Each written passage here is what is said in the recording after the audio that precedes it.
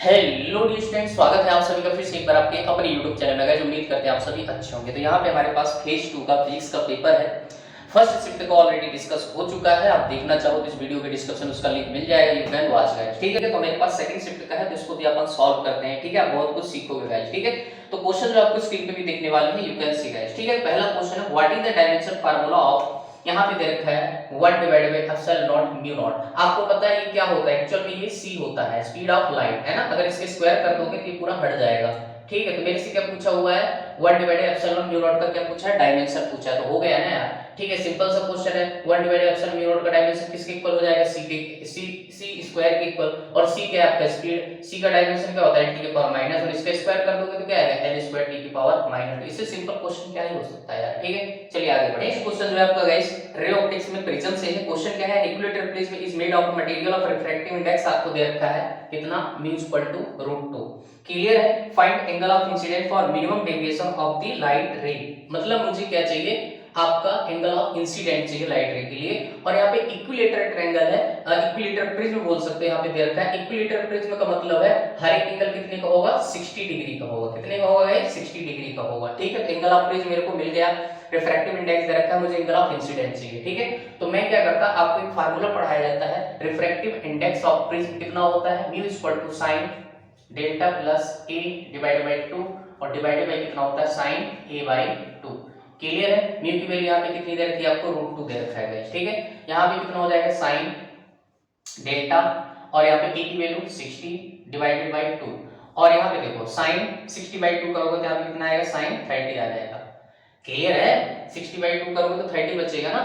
ठीक है, तब यहाँ पे √2 की वैल्यू यहाँ पे आपको √2 दिया है। यहाँ पे कितना आ जाएगा, sin 30 की वैल्यू कितनी होती है, यहाँ पे हो जाएगा 2। sin 30 की वैल्यू 1/2 ऊपर चला जाएगा। ठीक है, तो यहाँ पे हो जाएगा sin delta plus 60 divided by 2। इसको इधर लेके आओगे तो √2 divided by 2। Total time pass है। ठीक है, यहाँ से आपका डायरेक्ट आंसर जो है आने वाला है। ठीक है, ये हो जाएगा। अब देखो एक्चुअल में ना, जब ये √2 को ऊपर नीचे क्या करोगे, रेशनलाइजेशन करोगे तो आंसर आएगा 1/√2। ठीक है, √2 का ऊपर नीचे मल्टीप्लाई करोगे तो ऊपर 2 बनेगा, 2 से 2 कैंसिल आ जाएगा, नीचे बनेगा आपका √2। तो आपके पास साइन, तो मैं इसको डायरेक्ट यहाँ पे लिख देता हूँ साइन इनवर्स। ठीक है, और यहाँ पे बच जाएगा डेल्टा प्लस 60 डिवाइडेड बाय 2। तो ये आपके पास ही मिल जाएगा। अब कुछ नहीं करना है, आपको पता है साइन 1/√2 कितना, मतलब 45 डिग्री है। कितना डिग्री है, 45। इधर कितना हो जाएगा 45, और इधर आएगा तो कितना हो जाएगा, ये multiply 2 equal to delta plus 60। ठीक है, तो डेल्टा इक्वल टू कितना आएगा, 30 डिग्री। कैसे, ये 90 माइनस 60, 30 डिग्री आ गया। मेरे को डेल्टा मालूम होता है, डेल्टा क्या होता है, i plus e minus a, angle of deviation. ठीक है, अब मिनिमम डेविएशन के केस में i और e क्या होता है, बराबर होता है। ठीक है, तो यहाँ पे मेरे पास 30 डिग्री दे रखा है, i प्लस e यहाँ पे मैं 2i लिख दूंगा, माइनस का a आपको मालूम है कितना, 60। ठीक है, तो i की वैल्यू यहाँ पे कितनी आ जाएगी, देखो तो 90 डिवाइडेड बाय 2, तो मेरे पास आंसर आ जाएगा 45 डिग्री। क्लियर है, सिंपल सा क्वेश्चन था, कोई बड़ी बात नहीं थी, डायरेक्ट आपको फार्मूला ही अप्लाई करना था गाइस। ठीक है, तो आई होप ये चीज आपको समझ आई होगी। चलिए मूव करते हैं नेक्स्ट क्वेश्चन। नेक्स्ट क्वेश्चन जो है गाइस, मोशन स्ट्रेट लाइन से डिस्टेंस और डिस्प्लेसमेंट पूछा in case of circular path. ठीक है, सिंपल सा है, देख लो यार। A particle moves on a circular path of radius दे रखा है उसकी, वो r इक्वल टू 1 मीटर। ठीक है, सर्कुलर टाइप का ऐसे आर्क दे रखा है आपको पाथ, और यहाँ पे जो है पॉइंट B दे रखा है, ये आपका E है। क्लियर, पार्टिकल जो है ऐसे यहाँ पे मूव कर रहा है। ठीक है, तो पहले केस में पूछा है displacement when it moves from A, यहाँ पे क्या बोल रहे हैं, डिस्प्लेसमेंट आपको चाहिए एज वेक्टर, जब ये कहां से कहां चलता है, ए से बी, बी से ए, और फिर इसके बाद ए से बी। मतलब तुम यहां से चले, देखो यहाँ पे एक पूरी साइकिल में जो होता है डिस्प्लेसमेंट एक वेक्टर क्वांटिटी है। ठीक है, अगर एक पूरी साइकिल में बात करोगे ए से बी से फिर वापस ए में आ जाओगे तो डिस्प्लेसमेंट 0 हो जाएगा। तो यहाँ पे ध्यान से देखो, पहले मैं ए से बी गया, फिर बी से ए से बी, बी से ए, एक साइकिल हो गया। ठीक है, तो यहां तक तो डिस्प्लेसमेंट 0 हो जाएगा। फिर से अगेन कहां तक चले आप, ए से बी। तो जो डिस्प्लेसमेंट होता है एक शॉर्टेस्ट पाथ होता है। शॉर्टेस्ट पाथ मतलब मैं ये लूंगा, ये नहीं लूंगा, है ना। कई लोग पाई आर कर देंगे, गलत आंसर है ना, डायमीटर आ जाएगा। सीधा सीधा शॉर्टेस्ट पाथ, एक रास्ता ये है ना, तो सीधा सीधा क्या हो जाएगा आपके पास 1 + 1 कितना, 2 आया। तो इसकी रेडियस कितनी दे रखी है, 1 मीटर ना, तो 1 + 1 कितना हो जाएगा, 2 मीटर। ठीक है, तो मेरे पास डिस्प्लेसमेंट कितना आ जाएगा, ए से बी से ए से जो भी आपको दे रखा है पाथ 2 मीटर। अब मेरे को डिस्टेंस चाहिए। डिस्टेंस में क्या दे रखा है, यहाँ पे दे रखा है आपको ए से बी।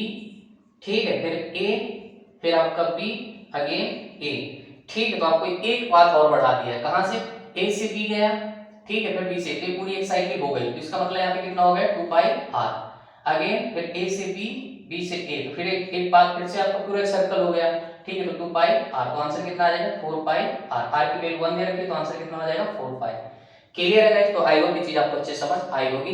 तो यहाँ पे डिस्टेंस जो हो जाएगी आपके पास 4 पाई मीटर, डिस्प्लेसमेंट आपके पास 2 मीटर, ठीक है। सिंपल सा था, कोई बड़ी बात नहीं है गाइस, ठीक है। चलिए मूव करते हैं नेक्स्ट क्वेश्चन। नेक्स्ट क्वेश्चन जो आपको मोमेंट ऑफ इनर्शिया से, सिंपल सा क्वेश्चन है यार। The moment of inertia of a ring of mass capital M, एक आपके पास रिंग दे रखा है, ठीक है, जिसका मास कितना है कैपिटल एम और रेडियस दे रखा है capital R, about an axis passing through the tangential point in the plane of the ring. Plane of the ring मतलब रिंग के ही प्लेन में, परपेंडिकुलर नहीं है। एक आपका केस ये होता है, ठीक है, ये मतलब रिंग ऐसी रखी होती है, एक ऐसे मतलब रिंग के ही प्लेन के अबाउट। तो आपसे पूछा हुआ है इस एक्सिस के अबाउट मोमेंट ऑफ इनर्शिया, ये चाहिए मेरे को, ये सेंटर ऑफ मास वाली है, ठीक है। तो पैरेलल एक्सिस पर हम लगा दिए तो रिजल्ट ही यहाँ दिखाते हैं, है ना। आई डैश इक्वल टू क्या हो जाएगा IC plus MD square, parallel axis पर हम लगा दो। क्लियर? तो ये मेरे पास क्या होता है पैरेलल एक्सिस पर है, और यहाँ पे मैं रिंग की बात कर रहा है, तो रिंग के लिए आपका क्या हो जाएगा, डिस्क होता तो डिस्क के लिए भी निकाल लेते हैं, ठीक है। तो रिंग है तो रिंग का सेंटर ऑफ मास, लेकिन वो कहां से पास कर रही है, डायमीटर से, तो इसका कितना हो जाएगा mr²/2। अगर डिस्क होता तो mr²/4 हो जाता, ठीक है। और इस केस में रिंग के लिए कितना होता है, सेंटर ऑफ मास से mr²। क्लियर है? तो यहाँ से mr²/2 प्लस ये आपकी डिस्टेंस इस एक्सिस के अबाउट कितना हो जाएगा mr², ठीक है। तो आपके पास 3/2 mr² जो इसका आंसर हो जाएगा। रिंग है ना। अगर डिस्क होता तो यहाँ पे आप देख सकते थे m/4 प्लस 1, तो 5/4 mr² आ जाता डिस्क के केस में, ठीक है। तो आपके पास रिंग है तो रिंग के लिए क्या आ जाएगा 3/2 mr²। सिंपल सा है, रिजल्ट ही है, आपको लिखाया जाता है क्लास के नोट्स में, ठीक है। चलिए बढ़ते हैं भाई नेक्स्ट क्वेश्चन पे। बढ़िया क्वेश्चन आ रहे हैं यार। नेक्स्ट क्वेश्चन जो है न्यूटन लॉज ऑफ मोशन से है, सिंपल सा है, कोई बड़ी बात नहीं, फर्स्ट लॉ ऑफ मोशन से है, ठीक है। क्वेश्चन क्या है, block of mass m is suspended in a vertical plane with the help of two light strings as shown in the figure. Find the ratio of the tension T1/T2। अरे simple सा है यार, इसमें आपको ऐसे कुछ यहाँ पे बना के दे रखा है, तुम खुद ही कर सकते हो। ऐसे क्वेश्चन तो पता नहीं कितने तुम लोग करते हो क्लास में, ठीक है। तो मेरे पास ये ऐसा क्वेश्चन है भाई, ठीक है। यहाँ पे आपके पास टेंशन जो है कितना बोला हुआ है, इसको T1 बोला है, इसको कितना बोला है T2 बोला है, राइट। और यहाँ पे जो है ऐसा हॉरिजॉन्टल ब्लॉक जो है ऐसे लटका रखा है छोटू सा, ठीक है। मास कितना है इसका m दे रखा है, यहाँ से एंगल 60 है और यहाँ से एंगल कितना दे रखा है गाइस 30 डिग्री, ठीक है। तो कुछ नहीं है, इसका इधर कंपोनेंट देखो T2 में इधर कितना आएगा, जस्ट ब्रेक करो इसका, इक्विलिब्रियम कंडीशन का क्वेश्चन है, T2 cos 60, ठीक है। और इधर एक चाहे कितना T2 sin 60, ठीक है। इसका एक कंपोनेंट कितना आएगा T1 cos 30, और ये इधर आ जाएगा कितना T1 sin 30, और इसका नीचे लगेगा वेट mg। क्लियर है?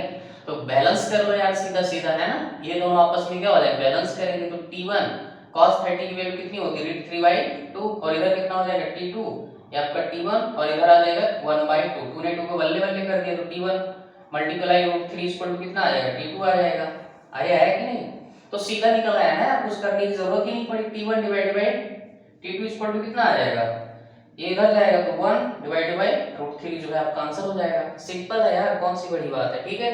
डायरेक्ट आ गया यार, कुछ नहीं करना। Next question again rotational motion से क्वेश्चन क्या है, disk of mass capital M and radius 2 metre is hinged keeping axis horizontal if the angular acceleration of the disk is 2 radian per second, so find the moment of inertia. मतलब यहाँ पे आपको कुछ ऐसा जो है डायग्राम बना के दिया हुआ है, ठीक है, ऐसे यहाँ पे, और यहाँ पे जो है ऐसे फोर्स जो है यहाँ पे लगाया जा रहा है, ठीक है क्या ये डिस्क है भाई, ठीक है। डिस्क का मास आपको दे रखा है कैपिटल M, और इसकी रेडियस दे रखा है आपके पास r इक्वल टू आपको दे रखा है 2 मीटर, ठीक है। ये आया समझ में, आपके पास रेडियस दे रखा है भाई, ठीक है। अब इसको फोर्स लगा के ऐसे क्या किया, इसको यहाँ पे हिंज कर दिया गया है।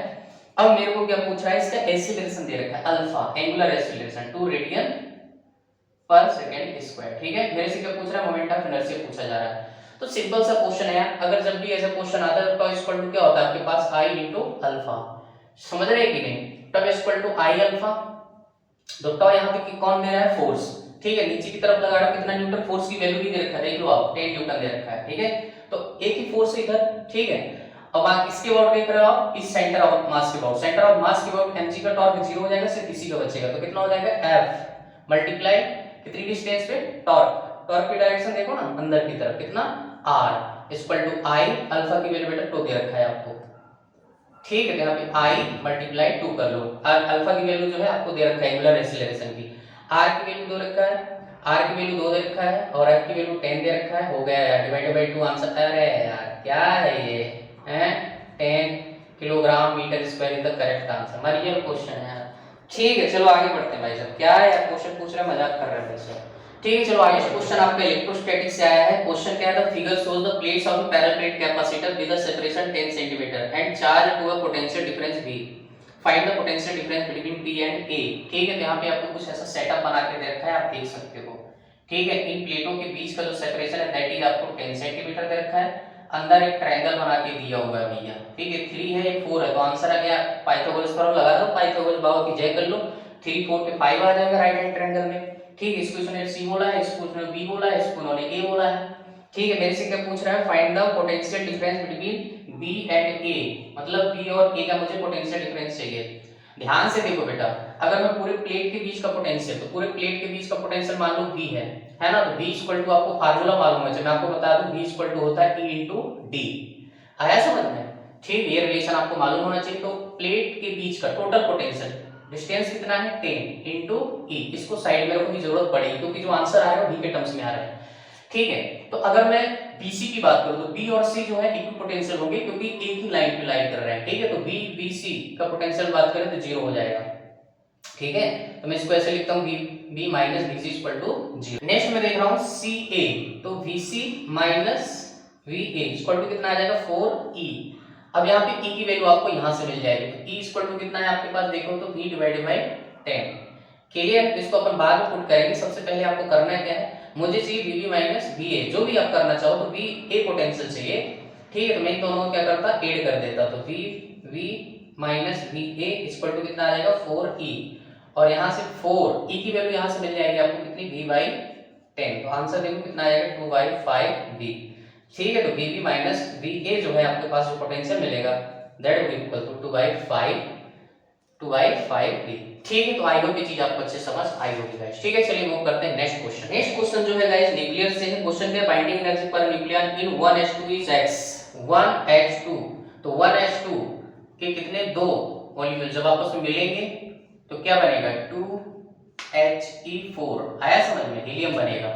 आया समझ में? तो ये मेरे पास इसकी x दे रखा है तो इसकी भी x होगी, और यहाँ पे दूसरा क्या दे रखा है, इसकी y दे रखा है बाइंडिंग एनर्जी। ठीक है find energy release in the given reaction. तो एनर्जी रिलीज जो होगी रिएक्शन की, ठीक है तो मैं यहाँ पे Q से लिख रखता हूँ energy release in the reaction plus का Q जो भी एनर्जी निकली होगी, तो मैं यहाँ पे क्या लिख दूंगा बाइंडिंग एनर्जी ऑफ, फार्मूला याद होना चाहिए आपको, binding energy of product minus binding energy of reactant. Clear? ये फार्मूला होता है ना, मास के टर्म्स में भी निकाल सकते हो, बट यहाँ पे बाइंडिंग एनर्जी दे रखा है तो बाइंडिंग एनर्जी का फार्मूला लगाऊंगा। तो बाइंडिंग एनर्जी ऑफ प्रोडक्ट कितनी हो जाएगी गाइस 4y। ठीक है और minus binding energy of reactant इसकी कितनी हो जाएगी 2x और प्लस 2x, तो कितना हो जाएगा 4y माइनस का 4x। ठीक है तो आंसर यहाँ पे 4 कॉमन ले सकते हो, y माइनस x जो भी आंसर दे रखा है आप देख सकते हो, ये आपका क्या हो जाएगा आंसर हो जाएगा। नेक्स्ट क्वेश्चन अगेन इलेक्ट्रोस्टैटिक से, सिंपल सा क्वेश्चन है यार, मरियल सा है भाई साहब, ये रिजल्ट ही तुम्हें लिखाया जाता है। क्वेश्चन आप देख सकते हो स्क्रीन पे, क्या है, figure shows a uniformly charged ring having a charge q and radius r. Find the distance from the center on the axis of the ring where electric field is maximum. क्या है question? आपको electric field पता है क्या होती है, kq h divided by x का square plus r का स्क्वायर का होल पावर कितना 3/2।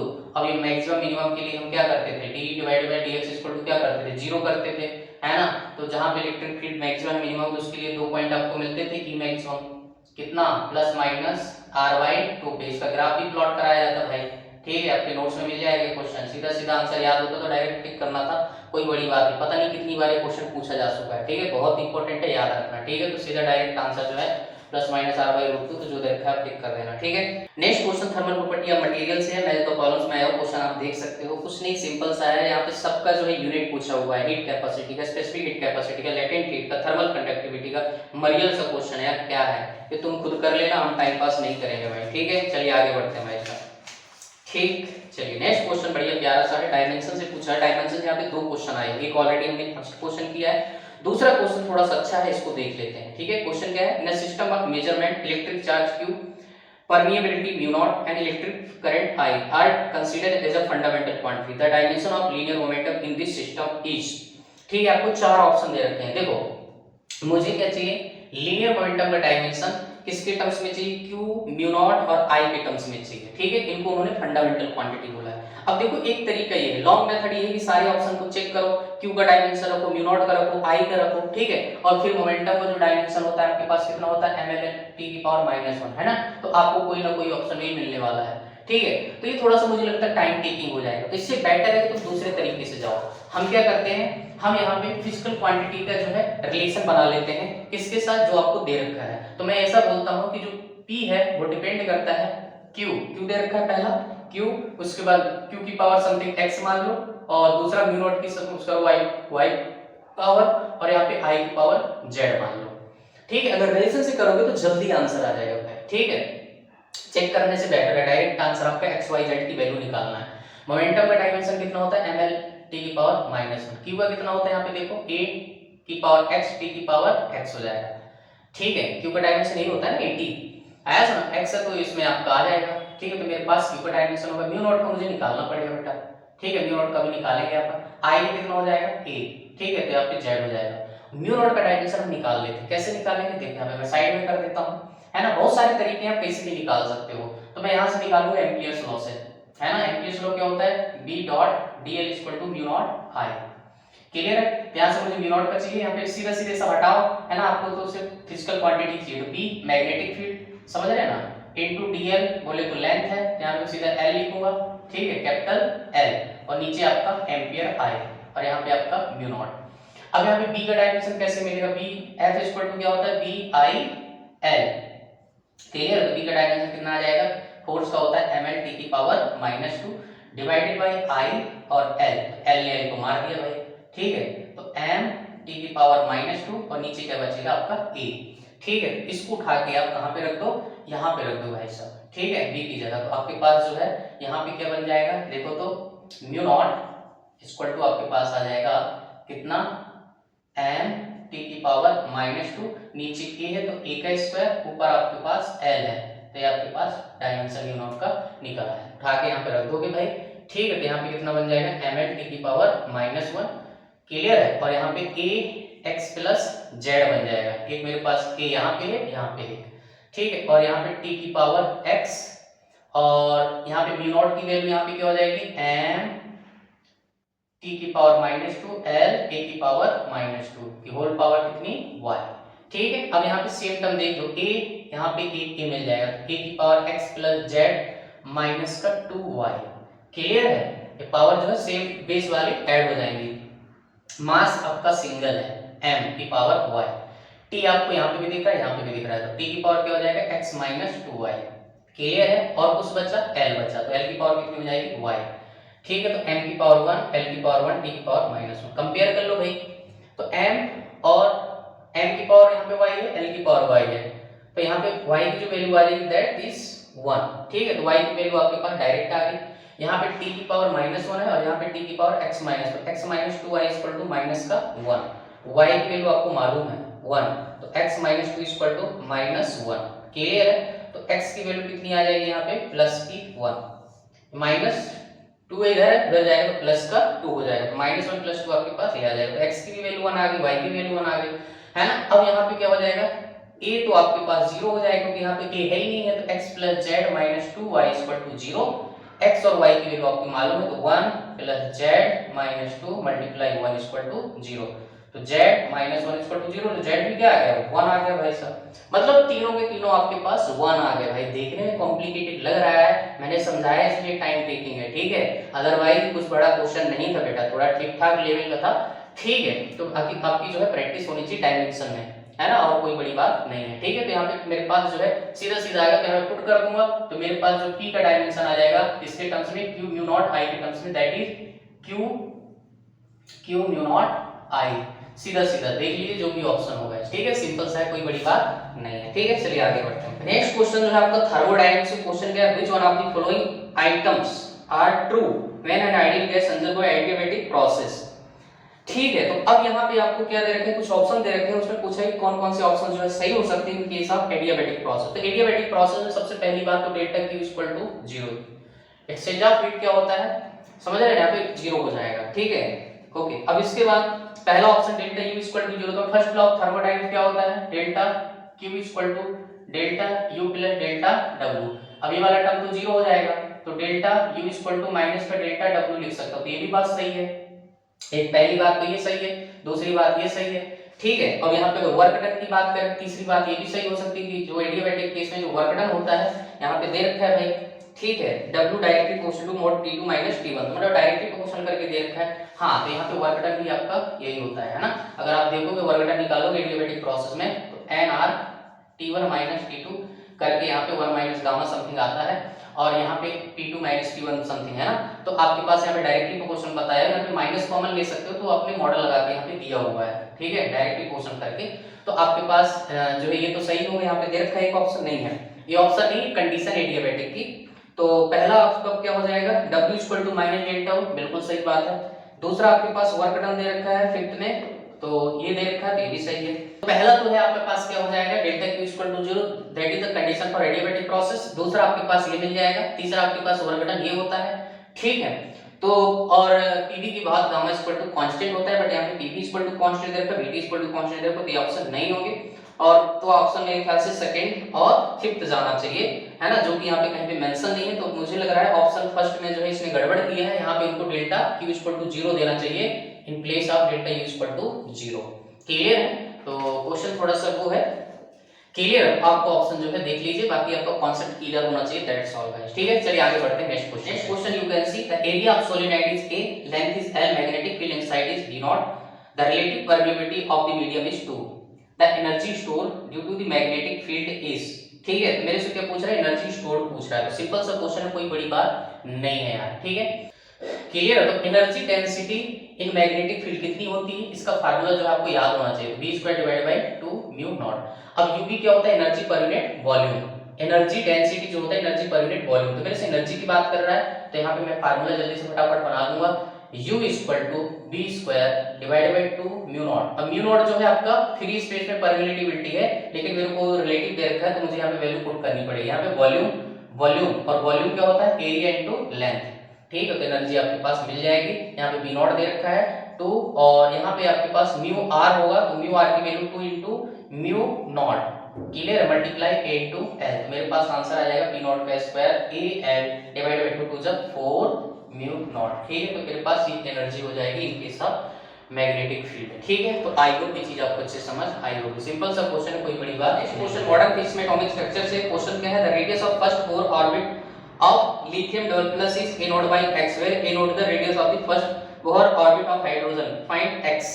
सिंपल सा क्वेश्चन है यार, जितने भी एग्जाम हो रहे हैं यहाँ से क्वेश्चन सबसे ज्यादा आ रहे हैं यार, ठीक है। तो यहाँ पे जो क्वेश्चन में दे रखा है li डबल प्लस की जो रेडियस दे रखा है that is a by x, ठीक है, मुझे x की वैल्यू चाहिए, यहाँ पे a नॉट दे रखा है, ठीक है।